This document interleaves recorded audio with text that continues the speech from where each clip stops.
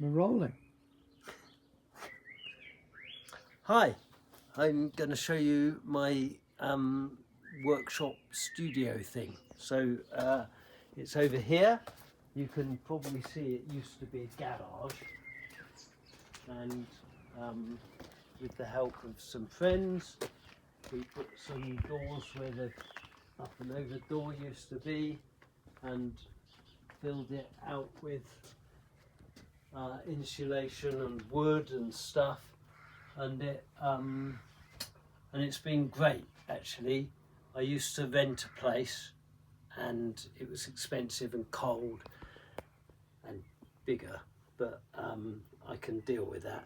So here's where I mend accordions, and like I'm tuning this accordion so I can, I've got this tuning thing. And you can see that says plus 31, plus 30 cents, which is very sharp, but that's the sharp reed of a pair of reeds. That's deeply unfair on this accordion. And then I do most of my work here, and I can also blow reeds here and just take a note if I want, so you can see these notes are 3 or 4 cents flat, and that's because this accordion has got a tuning center of 441. That's got a tuning center, I can change it, but it's 440. About 4 cents for each 1 hertz that you go, in case you wanted to know that. And I just got to say, this wakes up with when I power on in the morning, this wakes up for the last 7 years maybe. Every day. It's been fantastic. It's a great little keyboard. I you know, just apart from all the wonderful things it does as well, it's just a little electric piano, super reliable, and the same size keys as an accordion. So that's good for me. And here's my computer. Here's where I do all stuff. So you can see this is the accordion I'm mending, and I'm just doing the workshop notes for it. And then oh, you probably saw all my spare parts and tools, and you know, so I've got all accordion parts down here, and yeah, so that's all work basically from here forward. And my cupboard with all its, I've got 4 sections: chemicals, glue, cleaning, and lube. I notice I've put the beer in the lube. I didn't really think about that, but that is how it is. And then this is more parts, tape and cloth and spare reeds and all kinds of stuff. And then from here backwards is my kind of music bit, which is more, you know, I play live, but I don't make loads of money out of recorded music, even though I end up recording quite a lot. So maybe I'll show you some of these things. This one's very interesting. This is a Mareshi harmonium, effectively. So this bit's effectively an accordion from the time in the 50s when accordions were going out of fashion and little organs were coming in. They thought, well, maybe we could make a little organ out of accordion parts, and so this is a kind of vacuum cleaner, and this is an accordion, and together you can do this.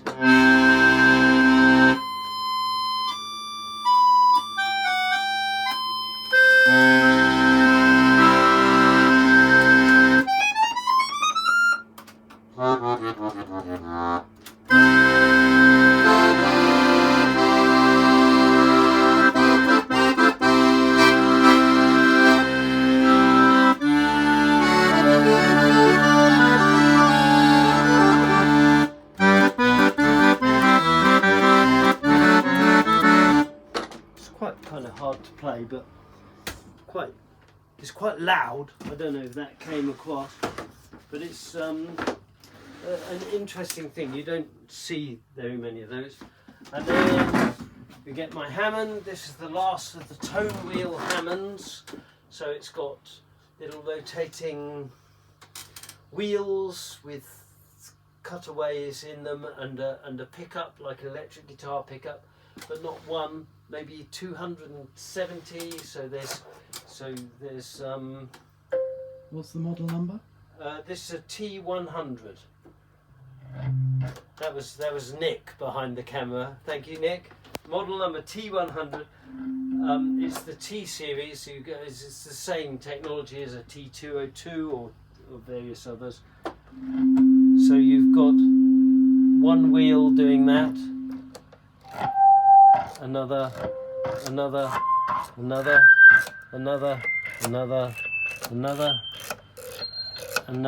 So all those things go to make this note. You can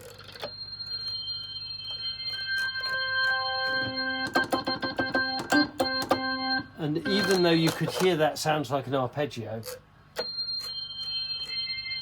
is once you put the fundamental in, it just sounds like a note, and those become harmonics to the ear.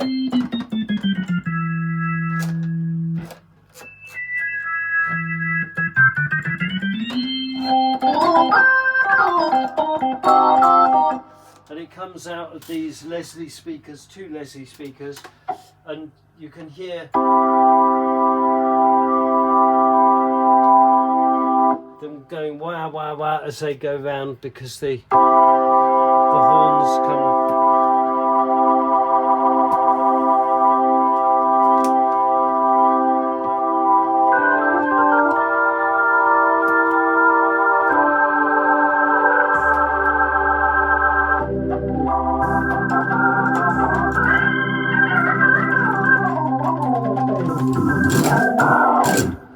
So that's Leslie speakers, and then the wonderful mini Moog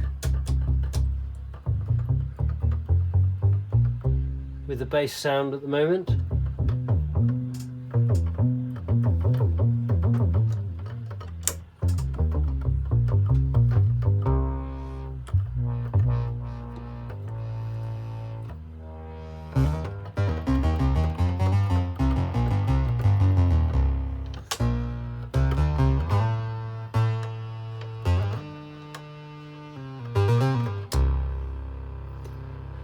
And a Roland JP8000, which is a fake analog. What do you call it, Nick? Virtual analog. So it's a digital synth pretending to be analog. It's quite nice. If I turn it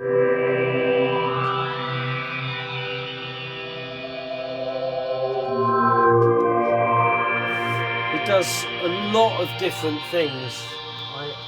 I like this this feedback lead sound.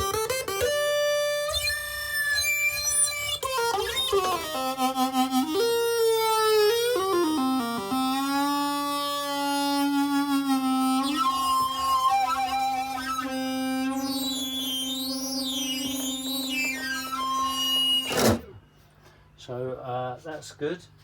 And then this little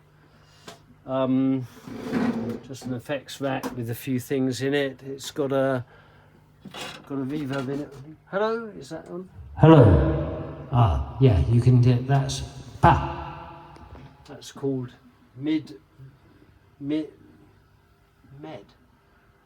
should be mid, surely. Oh, medium. MED.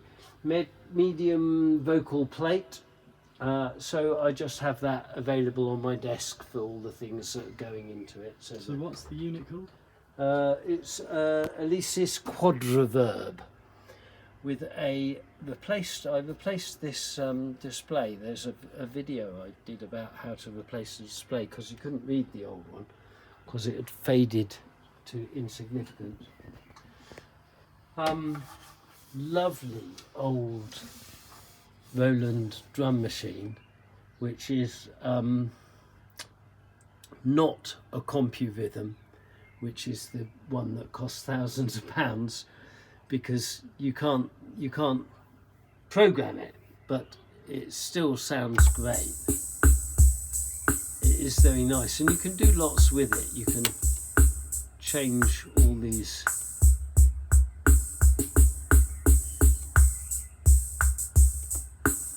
lots of different rhythms. I've got it on rather slow at the moment. Showing.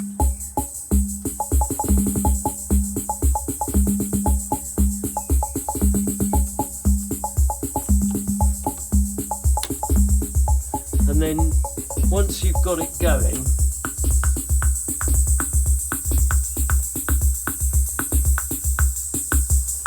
it's got this weird balance that kind of loses the bass drum at the top.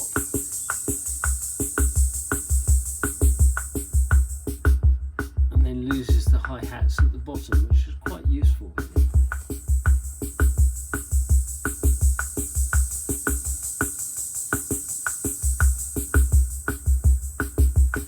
But it's challenging to sync it with anything. I have done it by kind of cheating and going inside and putting a crocodile clip somewhere where it clocks and then running everything to that speed. This has developed a charming trait of, let's just put it on. Just listen, see the speed changes, because when I was doing it this morning, it was getting faster and slower without me doing anything. It's not going to do it now. I was going to try and record some sections of it doing kind of weird speeding up and slowing down, and then try and write a song around it. So that's the TR-66, is it? That is a TR-66 indeed, yes. And this underneath is a TR-77, which genuinely is the first Roland product, or of three. I think they brought out three. This is the big one. So, and previously, the identical, not identical looking, but identical electronic module, the Bentley Rhythm Ace, came out. So this is the beginning of Roland right there. And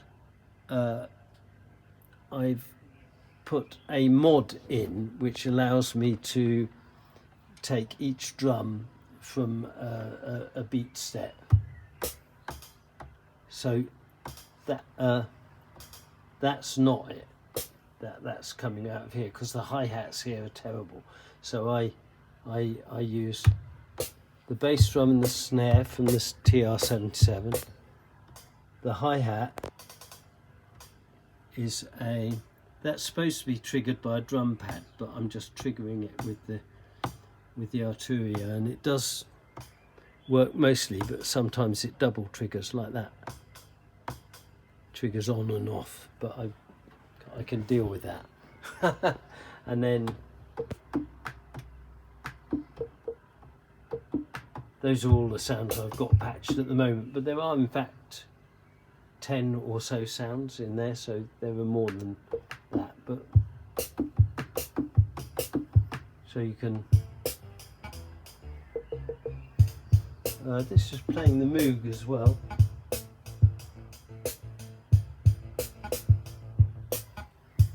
Let's stop it playing the Moog a minute. Right. The other funny noise you can hear is coming from over here. It's this. That's a vocal sample of me going ah that I built into a little. Well, there's some explaining to be done there, Judge. Yes. Well, what I've done is we'll be over here in a minute. I'll just try and turn that off for now. No, where's it coming in?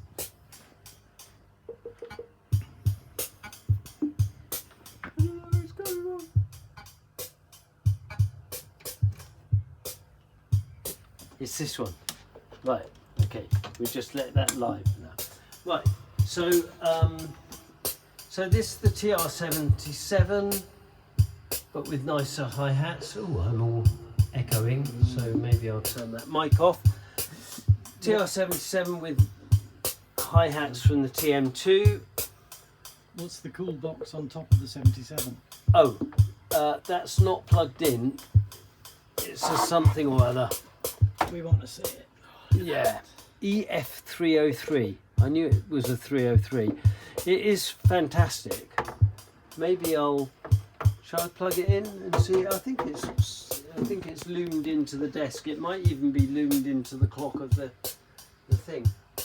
I'll just unplug this. I'll show you what this is first.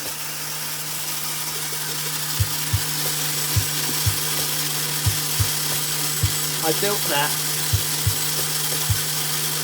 with the idea that I could just leave it running, but as you can hear, it makes a horrendous amount of noise. But the recording sounds nice. Anyway, if I plug in the EF303, it did indeed appear to wake up. Okay. Let's see if it goes. No. Maybe you have to press play or something. I wasn't prepared for this. It's been a while since I used this. Start, stop. There, look, there it goes. 1, 2, 3, 4, 5, 6. Let's just turn the rate down and see if it slows down. No, it's not synced to me. But that will allow you to do effects which change over time. So I could theoretically and have run it with the beat step and then open and close a filter with these knobs, or change the amount of flanging with those knobs or something like that. So that's what it's for. So that's kind of handy. There's my desk. Here's my, this was, you can't really see it, but that was my first serious keyboard, and it's a Juno 106, which is a famous old polysynth, and it is wonderful.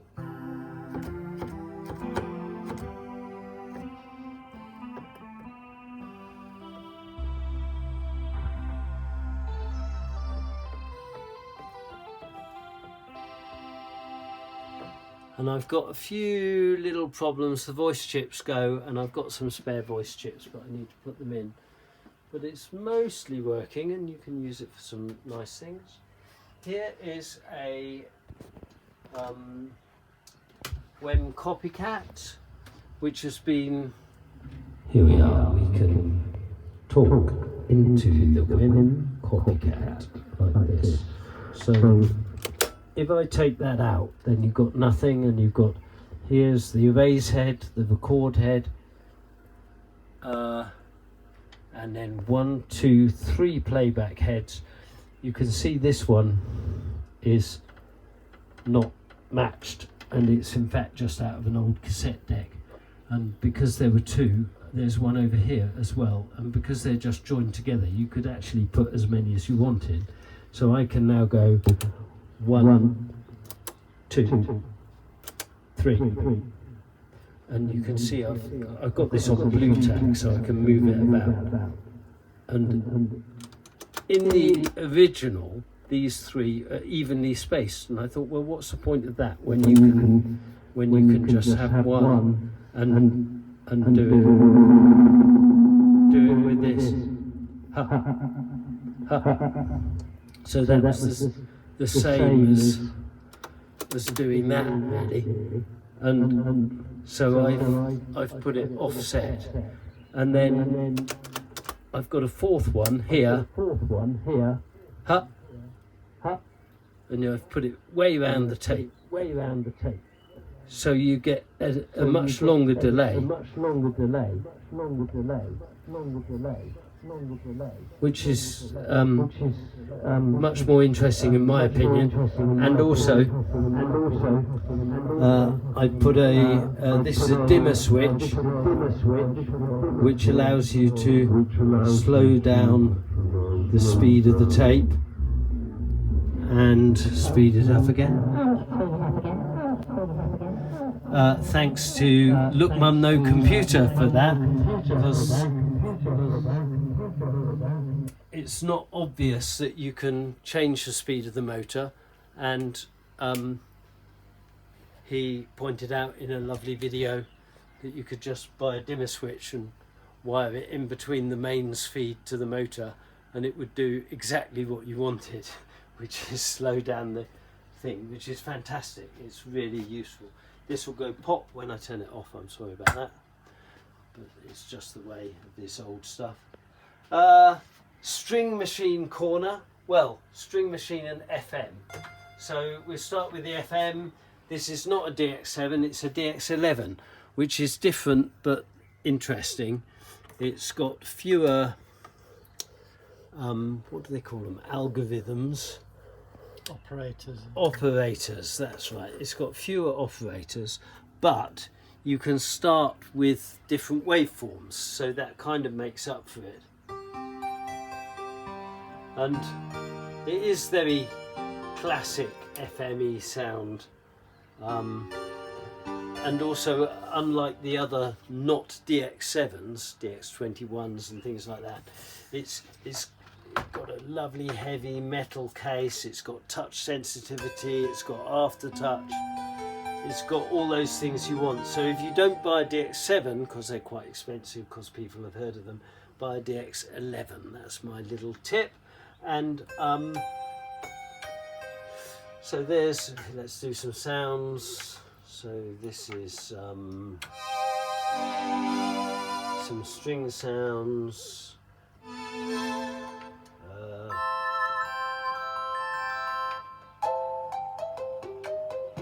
They're all very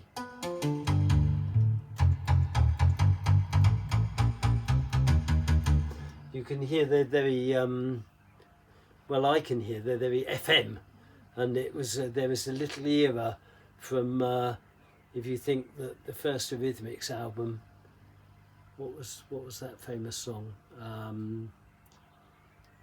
Who's That Girl? That's all analog, and then you get the second Eurythmics album, and you start getting these kind of other sounds on it. And then the third Eurythmics album, all the digital and the sampling comes in. So it's like, someone's going to write down below that it's a load of rubbish, but it's yeah, something like that anyway.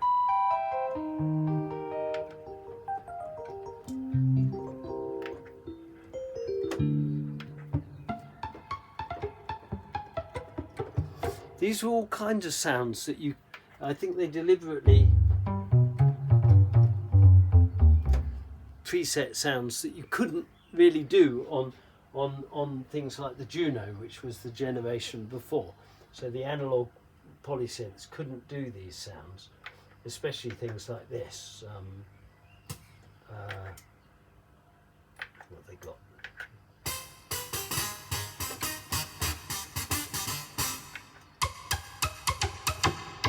You probably could do that.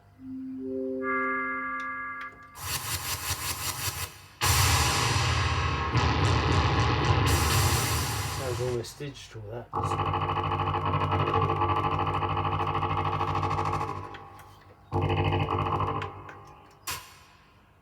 Not that useful then.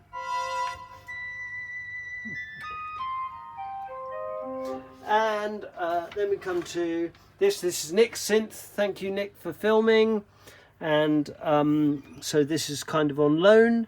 It's the lovely Korg Delta, which is a real kind of hybrid, you know, before the polysynths and after the string synths. And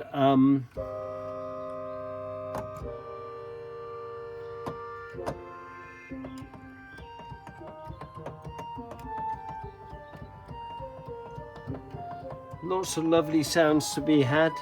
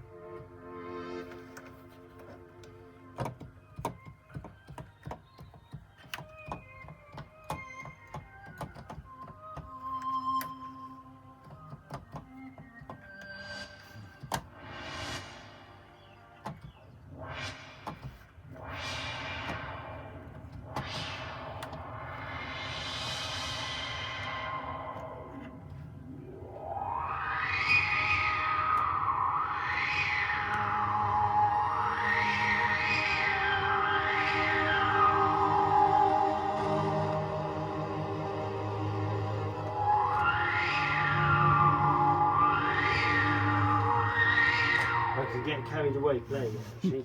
So I feel like that belongs to both of us really, since you hunted down the chips to make it work again. yes, it was nearly condemned, and it's got bits missing, but it now completely works.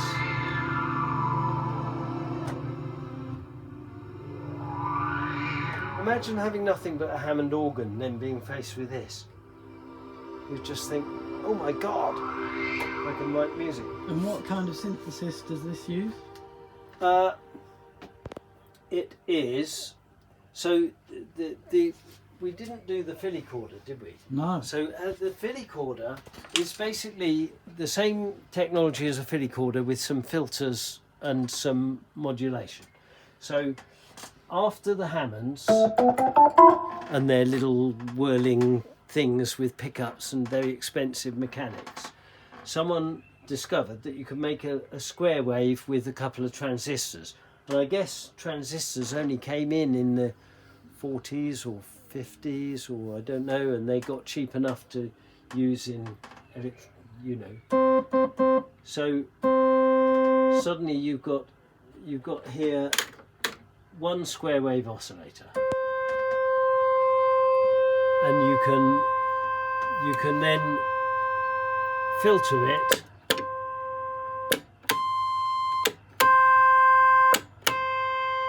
One of those wasn't a filter, one of those was an octave change, but that and that are all the same note, but with different capacitor resistor arrangements, just shaping the note. And then you can have more of them. So that's 3 of them, but interestingly, it's not the same one, because once you've got one, what they do is they make an octave of notes very, very high, higher than you can hear, maybe, and then they divide it. It's very easy to divide a square wave by 2 and make a square wave that's an octave lower. So if you've got that, you can make that, and if you've got that, you can make that, and if you've got that, you can make that. Oh, it didn't work. I was going to say, and when you get one of these, sometimes you find that none of the C's work, and like none of the C's, or none of the A's, and it's because they're actually all coming from the same source.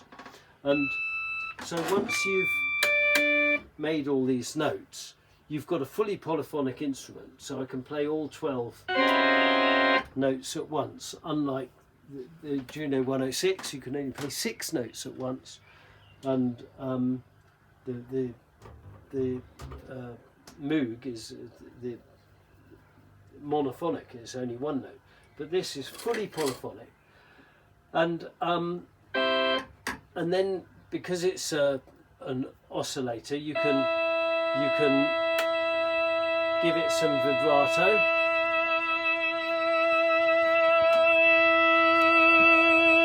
This has got its own speakers in the sides, so it's not going through the desk, it's a standalone unit. You've got its own reverb, which is a spring reverb.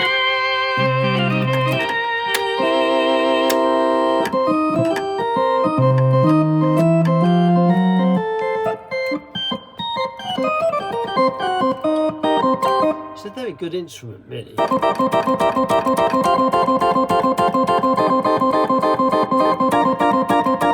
But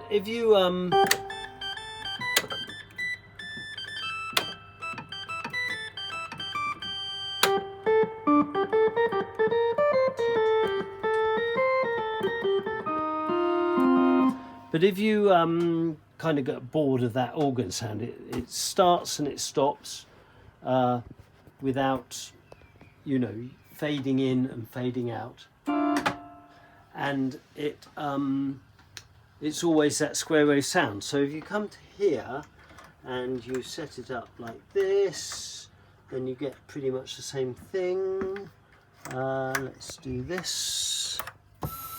Oh, let's get a lower one.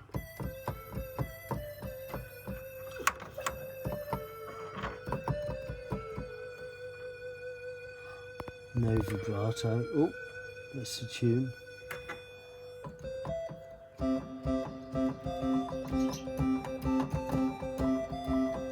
So that works the same way as that, basically.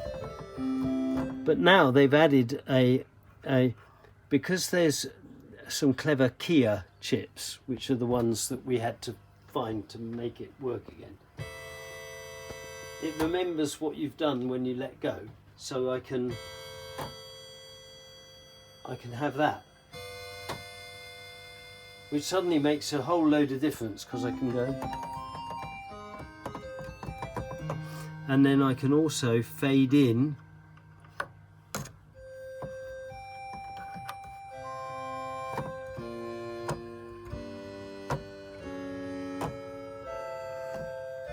so it's much less organy. I can still do all the divide by two things, but also there's a filter, so I can now sweep the filter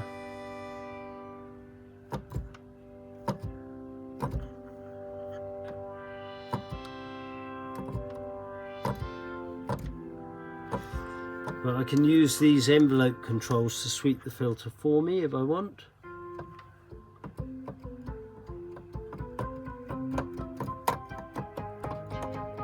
You're suddenly getting a whole load of new sounds.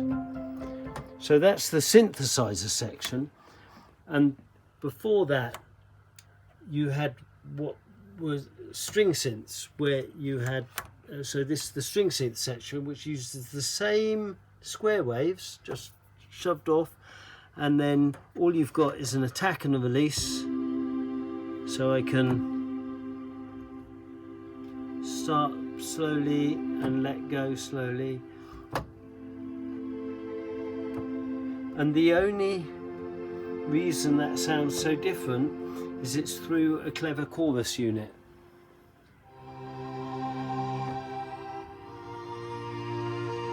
So it sounds much more like strings, hence the name string synthesizer. And so this unit stands between, this is a string synthesizer that only does that, but a bit better than that, I would have said. That's an organ, that's a string synth, that's a string synthesizer with a synthesizer section. That's a polysynth, where you're suddenly changing the notes, you know, a bit like this, rather limited, but with filters and envelopes. And then this is an FM synth, where they changed how they're doing the synthesis completely. So coming to the Logan, Ellie Logan is also, some of them badged Honer, but it's a string melody too. And it only really does one thing, but it does it superbly well, and that's this.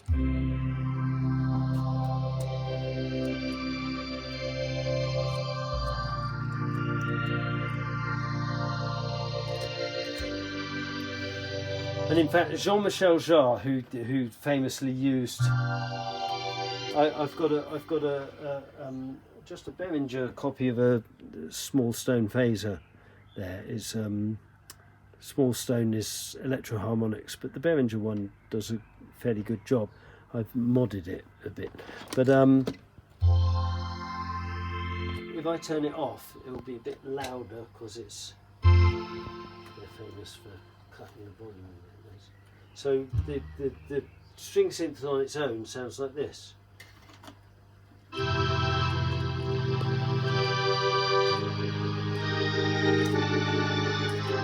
And you can make the attack longer, so you can do this kind of thing. It sounds like a backwards tape or something. Or if you just play.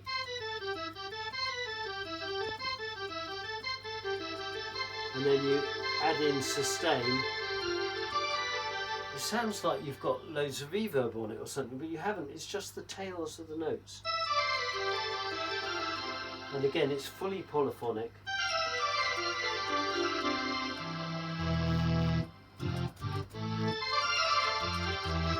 And you've got 2 bits and a choice of sounds rather nicely, because Remember, before this there were Hammond organs, so louder is this way with the drawbars. So these faders work like drawbars in the wrong direction. So that's off, on, on.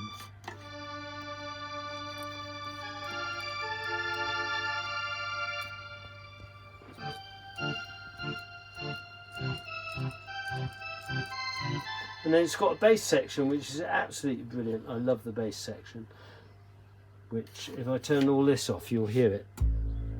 So there are two things. There's a bass, they're both monophonic, so you can hear if I'm playing stuff but there's only one note coming out, and you'll notice it's always the lowest note.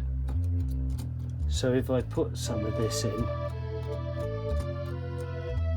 so you could contrive something like this. And then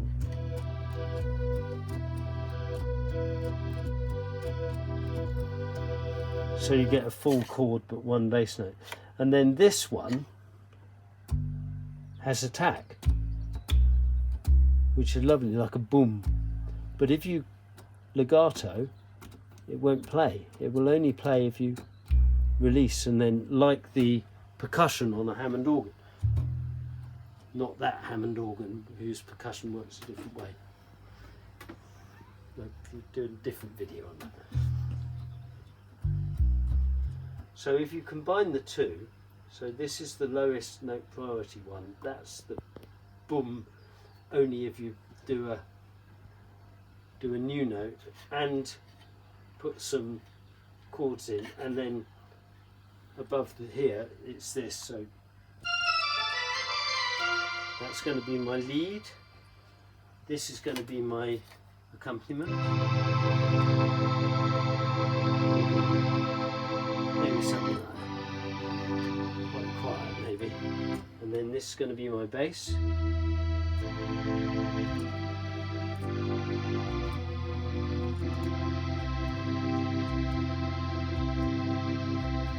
And this is going to be my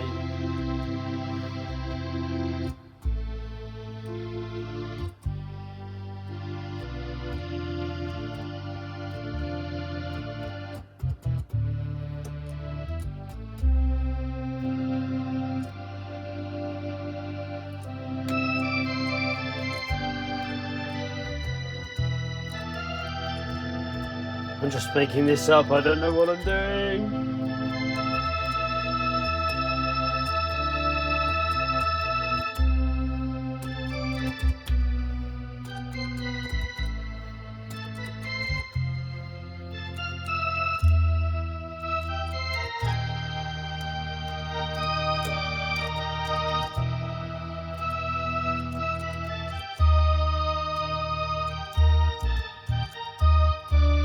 There we go.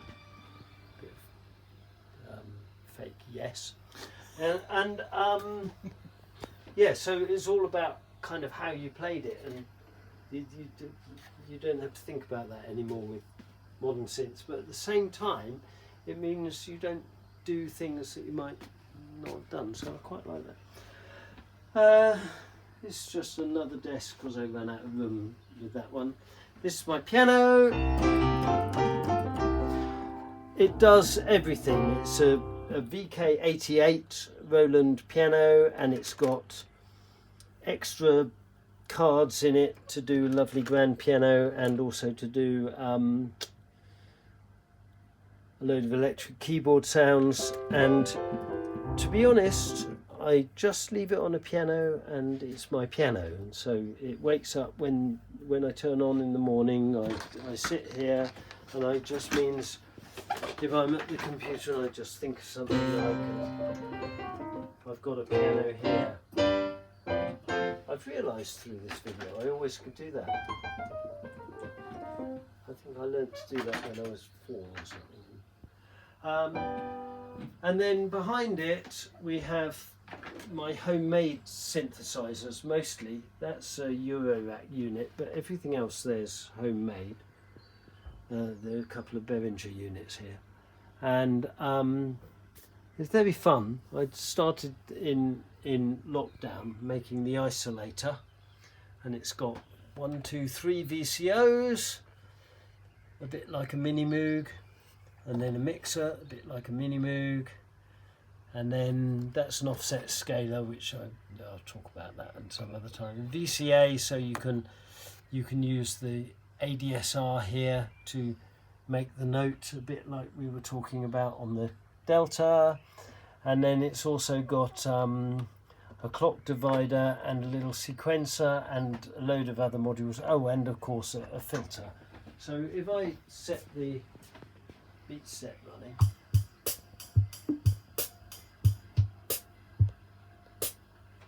I'll just turn off those drums, but you can see that's just taking its clock from the beat step, and I could take it from here, so it can just run standalone, but it just means anything I do now will be in the same time as the beat step. So I did start to patch something together, and it was horrible, but you can hear it just for the sake of this video.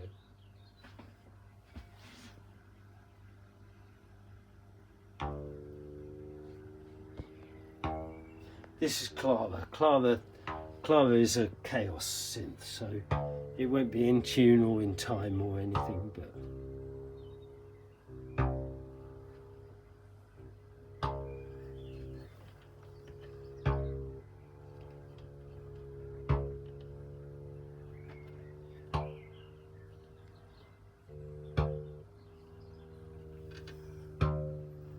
let's plug into a we'll plug it in first.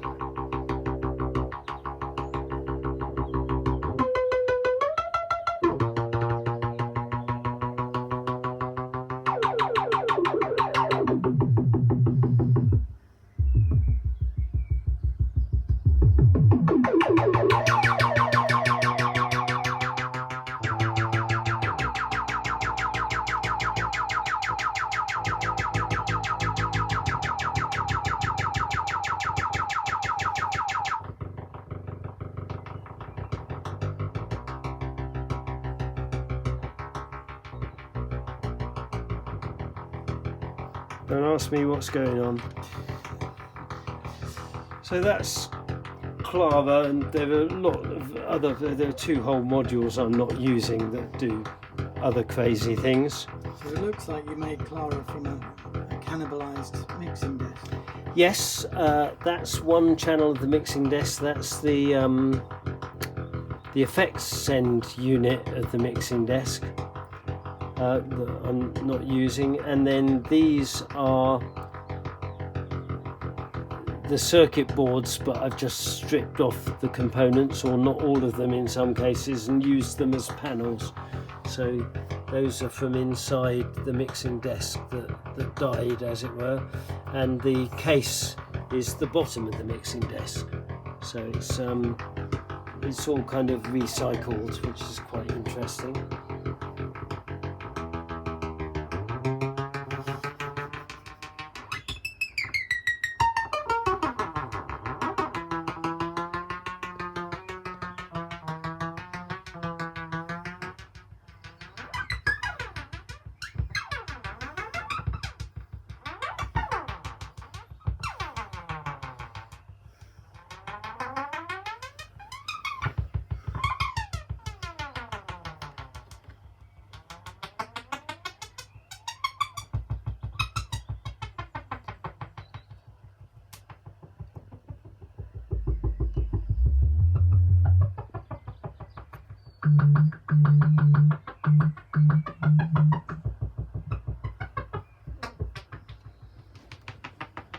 Crazy thing.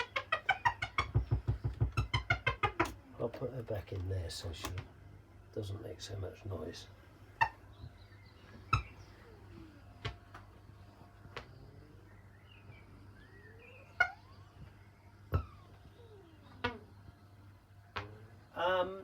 This is that little sampler that they turned off somehow.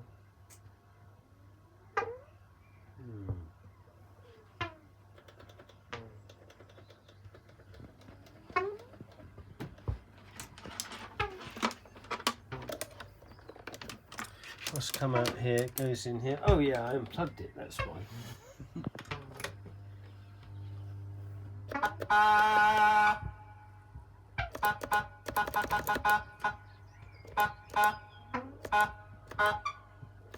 I'll just put some reverb on it. Oh.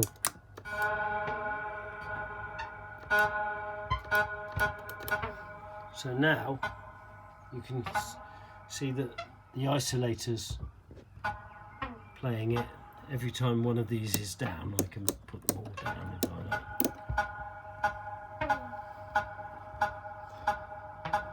And then just knock some of them out.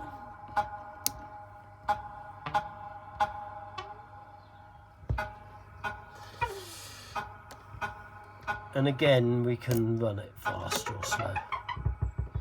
Oh no, that's not that. Where's the clock for this? This.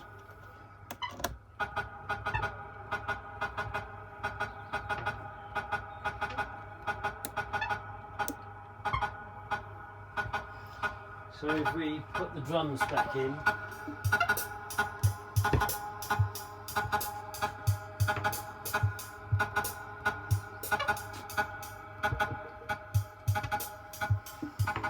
and we could add some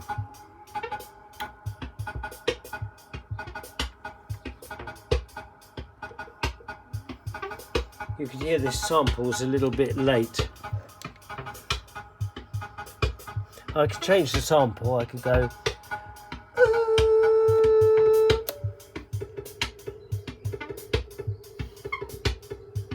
oh, that wasn't very loud.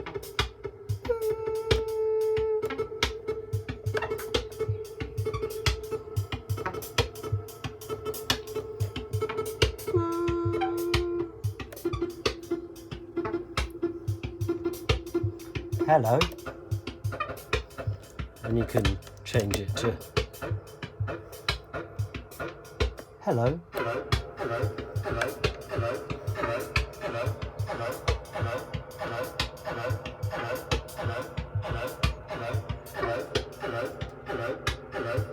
Those are cool knobs you got. Coolest knobs? These? Yeah. Do you like those? Yeah. How do I stop it? So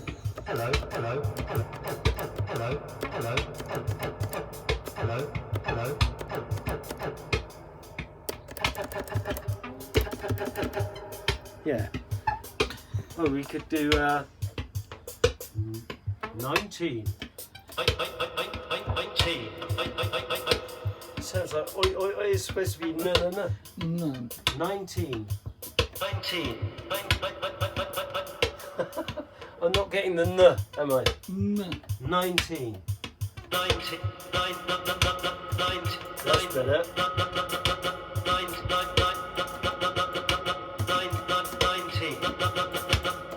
There we are, that's how they did that. Right, I'm going to stop all these things. Actually, the easiest way is to do that. Whew. And I think we've gone round really. So that's my workshop studio thing.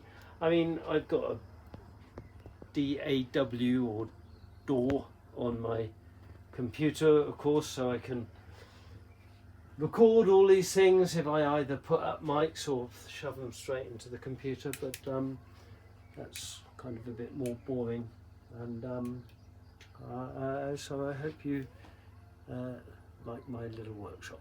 There, I'm going to go. Bye.